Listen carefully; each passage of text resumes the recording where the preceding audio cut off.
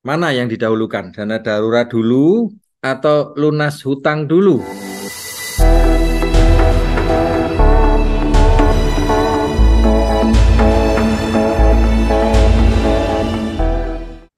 Apa yang Anda bayangkan ketika mendengarkan kata darurat?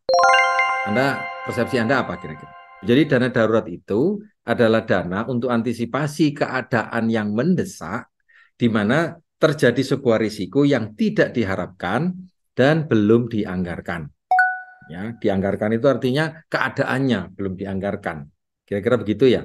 Ketika Anda bingung harus memprioritaskan bayar hutang atau menyisihkan dana darurat dulu mana ya, idealnya memang kedua hal itu sebaiknya memang dilakukan secara bersamaan. Cuman kondisi finansial setiap orang ini kan berbeda-beda, starting point-nya berbeda-beda.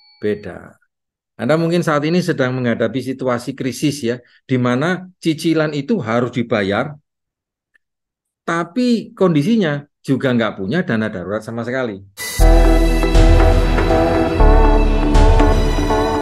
Jadi kerja habis-habisan, banting tulang, tabungan tak punya, kemudian hutang juga nggak selesai gitu ya. Ini banyak sekali terjadi. Saya pernah mengalami seperti itu.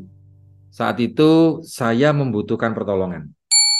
Saya ingat itu adalah fase sekitar tahun ya kisaran tahun 2000-an lah ya. Pertolongan yang saya maksud itu bukanlah mendapatkan uang segar saja saat ini. Karena itu hanya bisa menyelesaikan masalah secara sesaat. Karena besok pasti akan muncul lagi. Apalagi kalau utangnya itu tanggal jatuh temponya itu berdekatan ya. Tanggal 1 ada utang yang ini, tanggal 2 utang yang ini, tanggal 3 ada utang yang ini gitu ya. Nah, yang saya butuhkan pada waktu itu adalah saya butuh 3 hal. Yang pertama, saya membutuhkan ide, gagasan, dan langkah praktis untuk saya bisa menetapkan sebuah skala prioritas. Yang kedua, saya membutuhkan dukungan secara psikologis terutama dari pasangan hidup, karena ini penting sekali. Menghadapi situasi yang kritis itu, kejiwaan kita ini kadang-kadang seringkali vibrasinya jadi tariannya kurang bagus ya. Gampang emosi, gampang tersinggung ya, gitu, gampang bersangka-sangka. Yang ketiga, saya perlu mencari mentor yang dapat memberikan solusi untuk menyelesaikan hutang sekaligus ada jalan keluar agar saya bisa punya sumber income baru. Itu yang saya butuhkan pada waktu itu. Nah, teman-teman, tentu tidak ada ya tips keuangan yang cocok untuk semua orang. Semoga apa yang saya bahas bisa membantu Anda dan Anda punya bahan pertimbangan untuk menghadapi beberapa situasi agar Anda bisa mengambil keputusan yang lebih tepat. Karena kehidupan kita ini kan dinamis ya. Kemarin uangnya banyak, sekarang tiba-tiba pengeluarannya yang meningkat. Tentu saja dalam menghadapi situasi yang pelik seperti ini, kita tidak bisa menyenangkan semua pihak kalau sumber daya keuangannya terbatas. Tapi setidaknya saat Anda melangkah, hati Anda itu akan lebih mantap, lebih tenang untuk menghadapi segala konsekuensi yang mungkin terjadi kalau kita punya parameter dan tolak ukurnya. Ini adalah satu artikel gitu ya, untuk membayar hutang dulu. Jadi, yang pertama, Anda perlu memahami karakter pekerjaan Anda saat ini. Apakah kondisi pekerjaan Anda saat ini sangat tidak stabil ataukah stabil? Aturan umumnya kalau menghadapi situasi ini, yaitu lunasi hutang sambil membangun tabungan dana darurat Anda. Saya pada waktu itu sempat keserimpet-serimpet gitu ya. Ini lebih baik tidak sama sekali kalau fokus kita ini untuk menyimpan dana darurat, tapi mengabaikan atau mengorbankan percepatan pembayaran hutang. Dan itu berarti mengabaikan komitmen untuk menyelesaikan persoalan. Jadi Anda kelihatannya kan harus milih dua-duanya. Akhirnya kan kita milih salah satu gitu ya. Ketika kita milih salah satu, itu rumusnya itu sama saja dengan percuma. Mengapa? Karena kalau kita menunggu untuk melunasi hutang, dan yang terpenting bagi Anda itu punya tabungan untuk bisa persiapan dana darurat, untuk dana cadangan pensiun. Ternyata nanti pada waktu hasil akhirnya kita tidak mampu melunasi hutang kita, Anda bisa nggak menjalani hidup dalam keadaan tenang? Tujuan kita punya dana darurat untuk menghindarkan dari stres dan jangan sampai pada waktu pensiun kita punya hutang. Nah, faktanya yang muncul itu adalah hutangnya nggak selesai-selesai.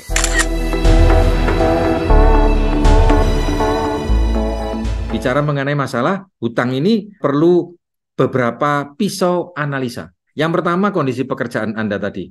Apakah kondisi sumber income Anda saat ini itu stabil apa enggak? Ada loh orang yang kerjaannya itu kadang ada income, ya kadang enggak. Mungkin income-nya itu 3 bulan sekali, kadang agak molor. Saya punya teman itu dia dapat proyek besar. Tapi semua proyek itu hanya ada di atas kertas.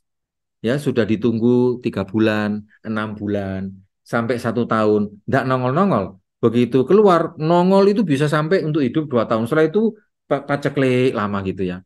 Nah kalau kondisi pekerjaan Anda itu atau kondisi income Anda itu tidak stabil, sepertinya akan jauh lebih baik jika Anda menyimpan sejumlah uang untuk emergency fund terlebih dahulu, meskipun harus mengorbankan periode pelunasan utang dalam waktu yang lebih lama.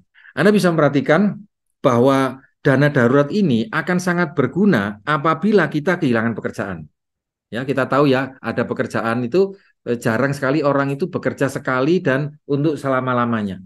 Saya itu pindah pekerjaan itu ada beberapa kali ya.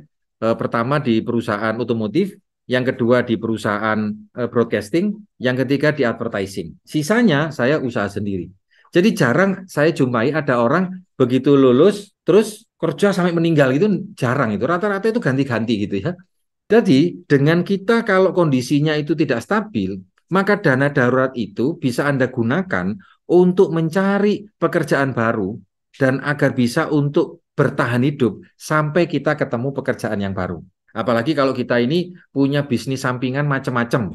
Ya asuransi, ya MLM itu ya ada macam-macam. Terus ada money game-nya. Wah repot sampai butuh terong ya. Ada investasinya, ada makelarnya, ada ya orang seperti itu ya. Dia itu palu gada. Semuanya itu dia punya.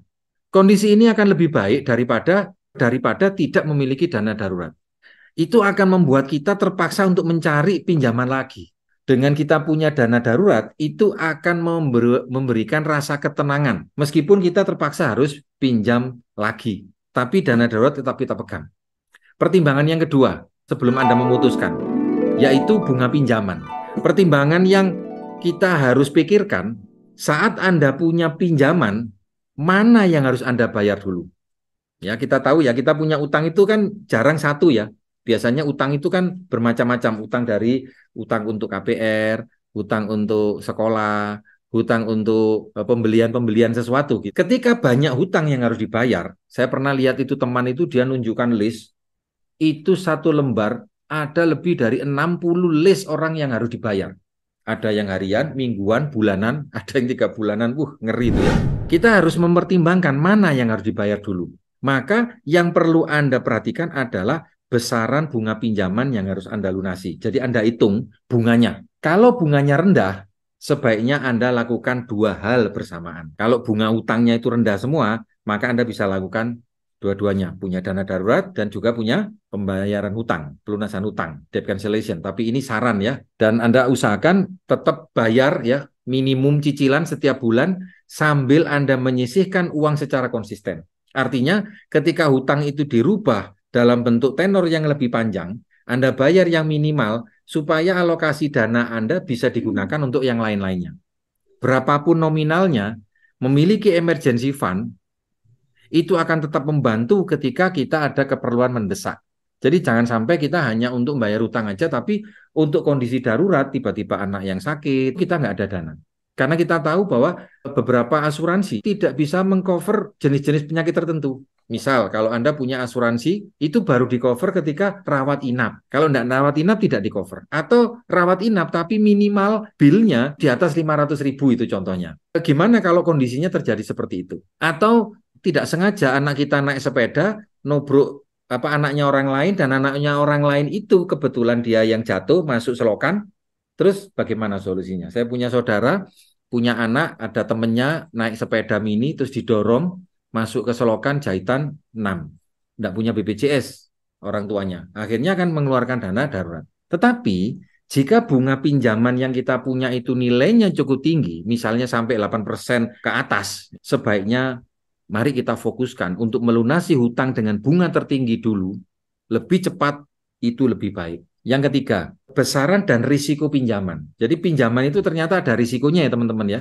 Jadi selain bunga pinjaman, hal yang sama itu juga berlaku jika besaran pinjaman kita ini sudah tinggi, tapi jumlah nominalnya kecil, itu lain cerita. Ini pinjamannya udah menggunung itu. Semakin lama lunasnya, maka kita membutuhkan uang yang lebih banyak untuk bisa membayar bunganya sekaligus pokoknya. Jenis pinjaman ini juga perlu Anda pertimbangkan. Ini penting ya. Misalnya Anda punya pinjaman seperti KPR, ada KTA, ada cicilan mobil atau motor, atau jenis cicilan yang lain yang sifatnya itu sangat mengikat.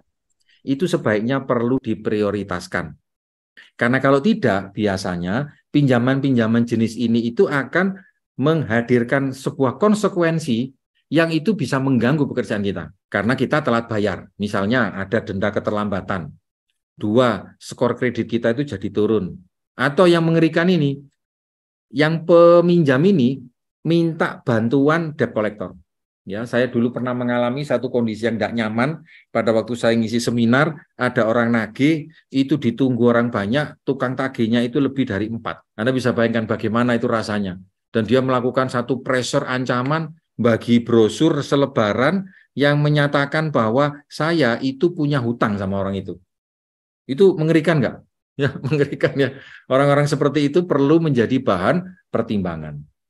Oke, yang keempat adalah pengeluaran bulanan. Pertimbangan selanjutnya adalah jumlah pengeluaran bulanan kita.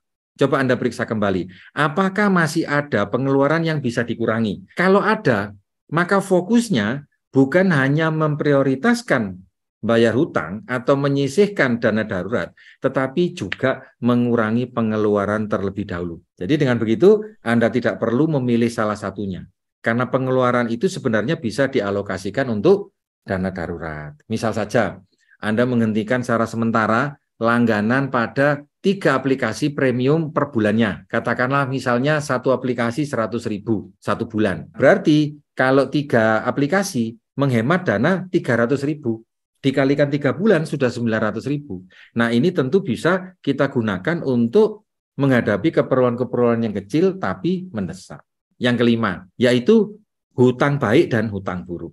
Ini jadi bahan pertimbangan apakah kita mendahulukan dana darurat ataukah mendahulukan melunasi hutang. Teman-teman, kalau Anda membaca bukunya Robert T. Kiyosaki, dia mengenalkan ada namanya hutang baik dan hutang buruk. Ada namanya hutang macet dan ada namanya hutang lancar. Ada 2 jenis hutang, yaitu good debt, hutang baik, dan bad debt. Banyak orang percaya bahwa tidak memiliki hutang itu adalah hidup yang ideal. Tetapi dalam banyak situasi, hutang ini sebenarnya bisa dianggap baik untuk keuangan. Kalau hal itu bisa membantu Anda membangun sebuah kekayaan. Misalnya, jika Anda tidak mampu membeli rumah secara cash, Anda mungkin utang KPR, nanti pada gilirannya pembayaran rumah Anda ini bisa membantu Anda untuk membangun aset perumahan Anda daripada Anda mengontrak rumah. Bahkan nilai skor kredit Anda ini bisa menghasilkan sebuah valuasi yang bagus sehingga Anda bisa mendapatkan cash flow yang baru. Apa itu hutang yang baik? Hutang yang baik adalah jika hutang yang Anda ambil itu dapat membantu menghasilkan pendapatan baru serta membangun kekayaan bersih Anda. Ya, seperti negara Indonesia ini. Ya, negara Indonesia ini punya hutang. Negara-negara lain juga punya hutang. Tapi mereka tahu bedanya hutang baik dan hutang tidak baik. Sedangkan di sisi lain, hutang buruk itu adalah pinjaman yang Anda dapatkan hanya untuk kesenangan semata atau ketika Anda hutang, dia tidak mampu menghasilkan cash flow baru. Sudah nama kita jelek, kemudian kita ini ditutup rezekinya, kemudian kita ini ditekan secara psikologis, itu kita sebut dengan hutang buruk. Untuk pinjaman yang bagus atau hutang baik, maka membayar minimum payment setiap bulan saja itu seharusnya sudah cukup baik. Artinya lancar, dibayarnya lancar untuk mempertahankan skor kredit kita. Ketika kita punya extra money, sebaiknya mari kita mulai sisihkan untuk dana darurat daripada melunasi hutang baik dengan cepat. Tapi bukan berarti kita mengulur-ngulur. Ini karena kita punya 2 pos yang memang belum terselesaikan. Contoh hutang baik, misalnya hutang KPR.